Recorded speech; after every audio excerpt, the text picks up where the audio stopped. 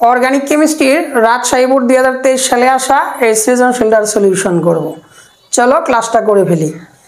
লক্ষ্য করো, এখানে আমাদের একটা উদ্দীপক দেওয়া আছে। তো উদ্দীপক থেকে আমাদের বি যৌগের সাথে, যেখানে বি যৌগ যে উৎপন্ন হবে তার সাথে ক্লোরিনের বিক্রিয়া সমীকরণ সহ লিখতে হবে ফুটন্ত অবস্থায়।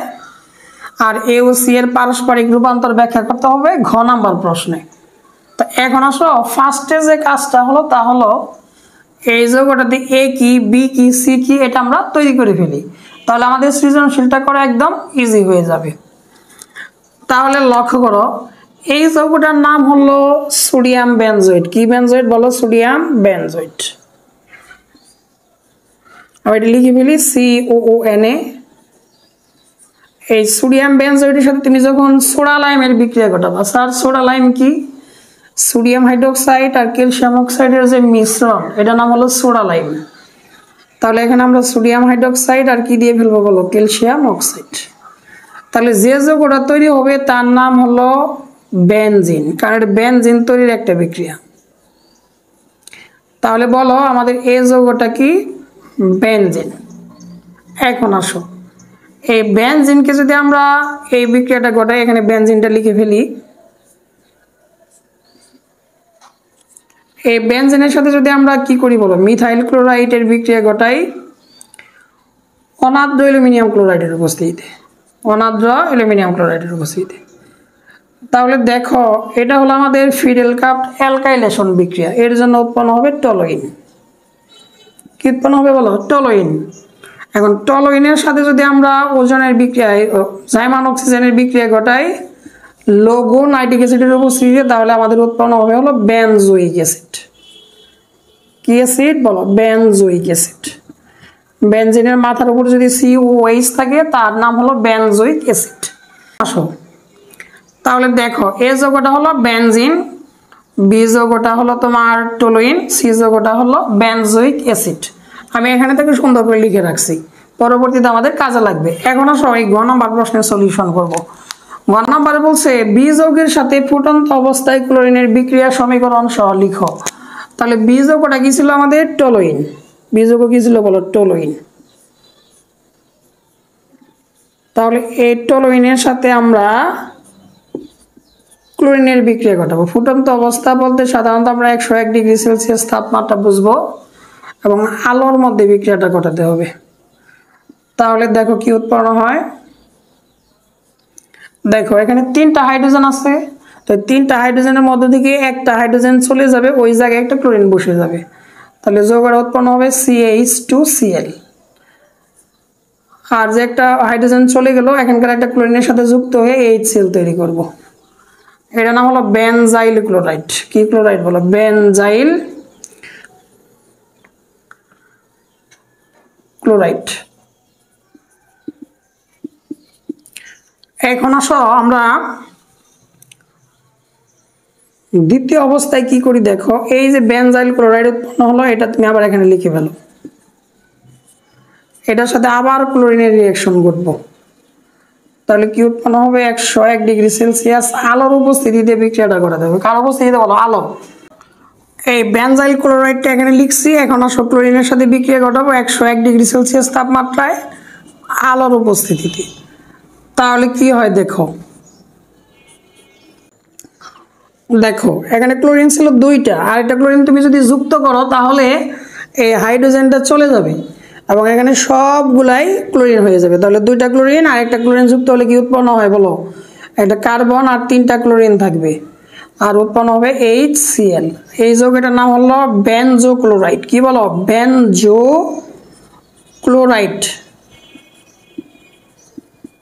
তাহলে লক্ষ্য করো, টলোইনকে ক্লোরিনের সাথে বিক্রিয়া ঘটালাম, প্রথমে উৎপন্ন হলো বেনজাইল ক্লোরাইড, এরপর হলো বেনজাল ক্লোরাইড, আর সর্বশেষ হলো বেনজো ক্লোরাইড। তাহলে বলে ফেলো বেনজাইল, বেনজাল, বেনজো ক্লোরাইড। এইভাবে আমরা এই ঘ নম্বর প্রশ্নের সলিউশনটা করতে পারি। আচ্ছা দেখো, এই ঘ নম্বরে কি বলছে? এ ও সি এর পারস্পরিক রূপান্তর করো। এ হলো বেনজিন আর সি হলো বেনজোইক অ্যাসিড।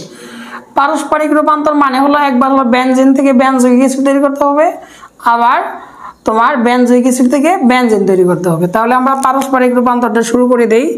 প্রথমে আমরা করব হলো বেনজিন থেকে বেনজোইক অ্যাসিড। কি বলো, বেনজিন থেকে বেনজোইক অ্যাসিড। তাহলে লক্ষ্য করো, আমরা বেনজিনটা নিয়ে ফেলি। বেনজোইক অ্যাসিড তৈরি করতে গেলে আমাদের ফার্স্টে যে কাজটা করতে হবে তা হলো অ্যালকাইলেশন করতে হবে। কার বলো, বেনজিনের। কার উপস্থিতিতে যেন অ্যালকাইলেশন হয়, অনার্দ্র অ্যালুমিনিয়াম ক্লোরাইডের উপস্থিতিতে।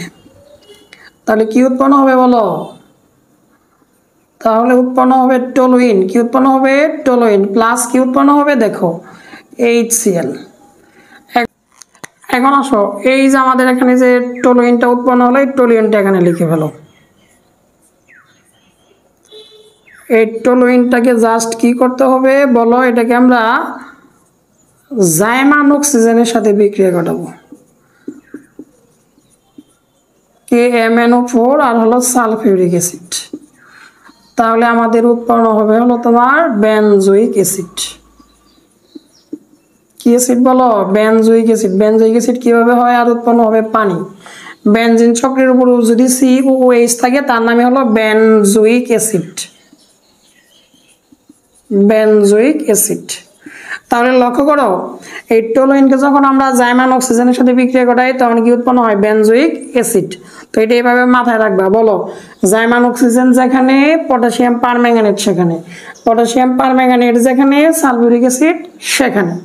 আবার বলো, জাইমান অক্সিজেন যেখানে, পটাশিয়াম পারম্যাঙ্গানেট সেইখানে, পটাশিয়াম পারম্যাঙ্গানেট যেখানে, সালফিউরিক অ্যাসিড সেইখানে। এভাবে আমরা টলুইন থেকে খুব সহজেই বেনজোইক অ্যাসিড তৈরি করতে পারি। তাহলে এটা ছিল বেনজিন থেকে বেনজোইক অ্যাসিডের প্রস্তুতি। এখন আসো আমরা বেনজোইক অ্যাসিড থেকে বেনজিন করে ফেলি।